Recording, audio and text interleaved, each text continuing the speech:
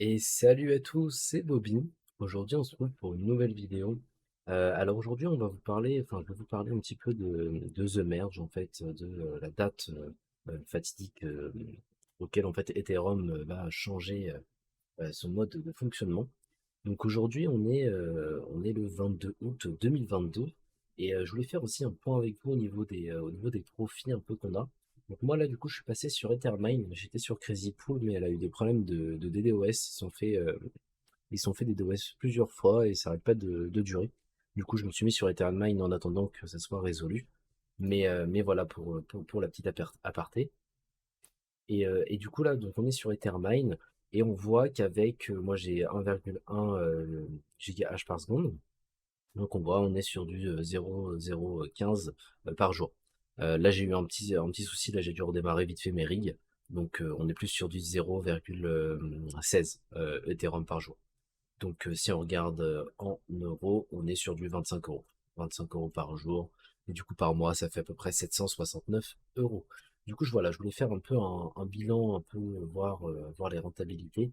Donc on voit un peu on a ce genre de chiffres. On va voir, là, on a même le compte à rebours ici de Ethermine qui nous dit The Ethereum Power Mining Phase will end approximately 23 jours. Donc voilà, on a la date ici, 23 jours et 6 minutes du coup pour le passage en proof of stake de l'Ethereum.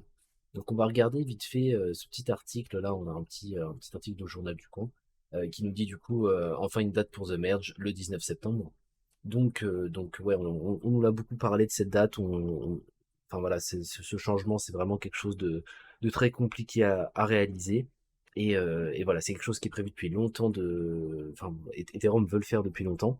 Donc c'est vraiment quelque chose qui, bon, enfin, voilà, on aurait pu le prévoir, quoi. C'était vraiment anticipable, malgré la date en fait qui arrêtait pas d'être repoussée, quoi. L'année dernière, c'était, voilà, on disait juin, pareil cette année, on disait juin, ensuite c'était septembre, machin, on savait pas trop. Et du coup, donc là, voilà, on a une date officielle, donc le 19 septembre, mais qui est un peu avant, en fait. Juste, je vous montre vite fait ce site, c'est onemerge.com.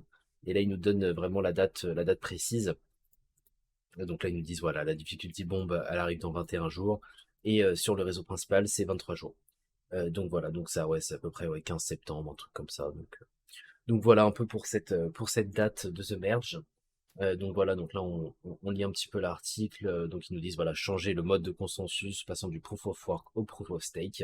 Donc voilà, c'est vraiment avec le petit schéma qui va bien là. C'est vraiment, on était dans une phase de proof of work, la preuve de travail avec les mineurs qui viennent justement vérifier les transactions, ajouter les blocs à la blockchain, etc. Et là, du coup, on passe par un autre mode de fonctionnement, le proof of stake, où il faudra en gros placer 32 Ethers pour devenir un validateur du réseau et faire en gros un peu le même boulot que les mineurs, mais en version green, là, on voit la petite feuille. Là. Mais ouais, c'est ça. Donc en gros, vraiment, le but de ça, c'est diminuer la consommation énergétique d'Ethereum. Voilà, ça peut lui refaire une, ça peut être pas mal si tout se passe bien. Écoutez, ça peut être un bon point pour cette crypto-monnaie-là, je pense. Après moi, du coup, vu que je vais continuer à miner, bah, moi, je vais voilà, me séparer un peu d'Ethereum. Je vais peut-être en garder un petit peu, histoire de dire. Mais voilà, moi, je vais passer du coup sur d'autres crypto-monnaies. Là, on peut regarder vite fait si on va sur What to Mine. Qu'est-ce qu'on voit sur What to Mine? Voilà, un peu les rentabilités. Qu'est-ce qu'on a comme coin? On va regarder vite fait. Tac, avec une 3060, histoire de voir vite fait. Puis je connais pas, on a Neoxa, je crois, ouais, ça je connais, ça c'est ouais, c'est Valgo Kappa ou comme le Ravencoin. Donc voilà, de toute façon, il y aura, je pense, quelques mois ou même plus longtemps où on va être sur une période un peu incertaine,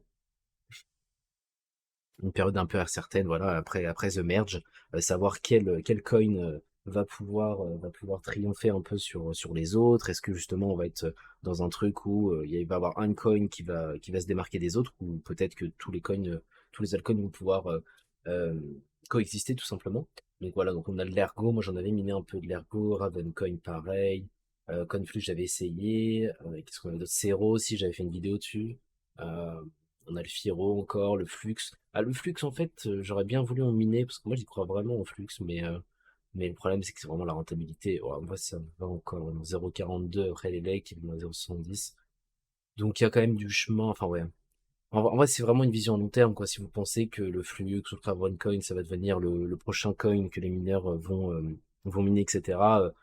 C'est peut-être aussi intelligent d'en avoir miné, voilà, donc de laisser quelques cartes dessus, ou même si c'est pas toute la totalité de votre ferme, quoi, mais juste laisser quelques cartes graphiques par là, miner un peu sur ces différentes algos. Je sais que Jean-Jean Labricole fait ça, donc un youtubeur, si vous connaissez pas, je vous conseille. Il fait ça, du coup, lui, il mine un peu sur chaque algorithme. Il a un peu de Flux, un peu de... Ravencoin, je crois qu'il fait pas, un peu d'Ergo, il me semble. Et, euh, et voilà, quoi. Donc c'est un peu essayer de diversifier. Je vois, il y a l'Ethereum classique aussi, il y a eu pas mal enfin, il y a eu une grosse phase de hausse, il me semble, là, sur Ethereum classique, Ergo, je crois aussi. Donc ça a bien monté, donc c'est cool pour tous ceux qui avaient miné. Moi j'en avais miné un peu, mais j'avais revendu un peu au fur et à mesure, quoi, donc j'ai pas trop profité de cette hausse-là. Mais voilà, pour tous ceux qui ont miné, en fait, qui ont cru un peu dans les projets, ils ont pu revendre une partie ou la totalité de leur fonds, donc c'est pas mal pour eux. Un autre truc que je voulais vous parler aussi également, c'est l'offre tempo d'EDF. Donc, on va regarder ça tout de suite. Donc c'est vraiment très très bien.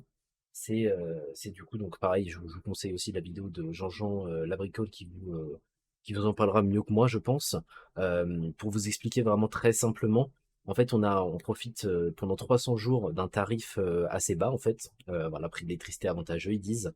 On a 43 jours blancs où le prix de l'électricité est un peu plus élevé, mais ça reste quand même avantageux comparé à un tarif bleu normal EDF, quoi.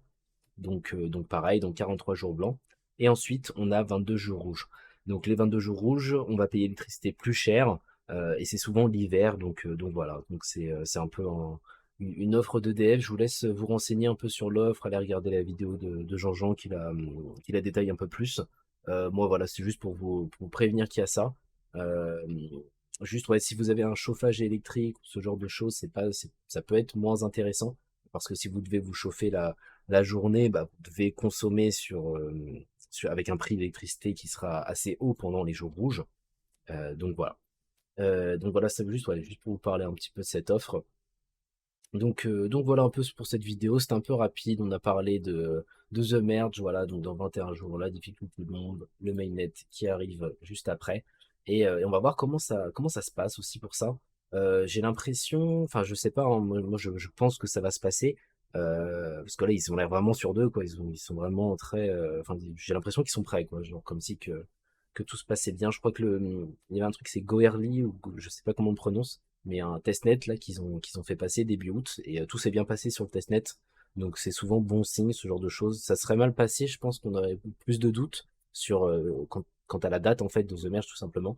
Mais là, moi, je pense que ça peut se faire, malgré enfin, on n'est jamais à l'abri de rien, hein. Si les développeurs d'Ethereum pensent que ce n'est pas le bon moment, et que, ah bah, voilà la date, pardon.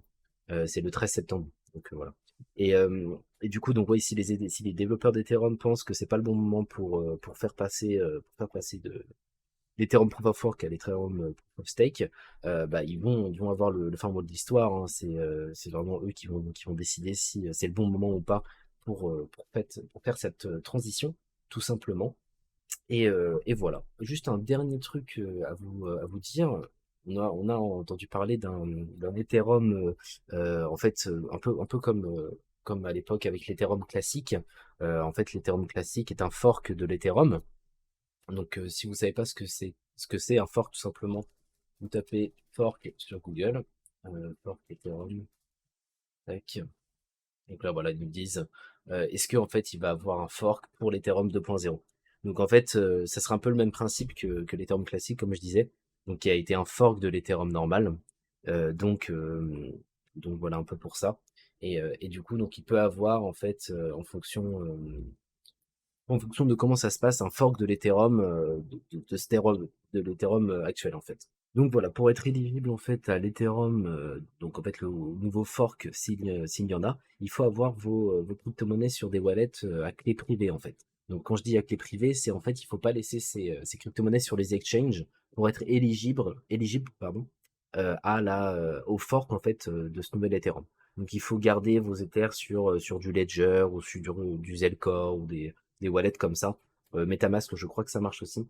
Donc voilà, il faut garder ses Ethers hors des exchanges pour profiter des différents forks en fait. Ça se trouve, il peut avoir plusieurs forks d'Ethereum. Donc voilà, c'était tout pour cette vidéo. Donc on a fait le tour un peu de tout ce que je voulais vous parler. Donc l'off tempo, le what to mine un peu avec les rentabilités, voilà la difficulté, la bonne difficulté surtout de merge sur le réseau principal. Donc voilà, donc tout est bien parti pour Ethereum pour cette fin d'année. On va voir un peu ce que ça donne dans les prochaines semaines. Ça va arriver vite, on est déjà le 22, donc, ouais, ça va arriver très vite même. J'espère que cette vidéo vous a plu. J'espère que un peu ce mode où on passe d'une activité, enfin d'une nouvelle à une autre, plusieurs sujets dans une vidéo, ça vous plaît également. Mais voilà, donc c'est un peu tout pour cette vidéo et on se retrouve très bientôt pour une prochaine vidéo. Salut à tous, c'était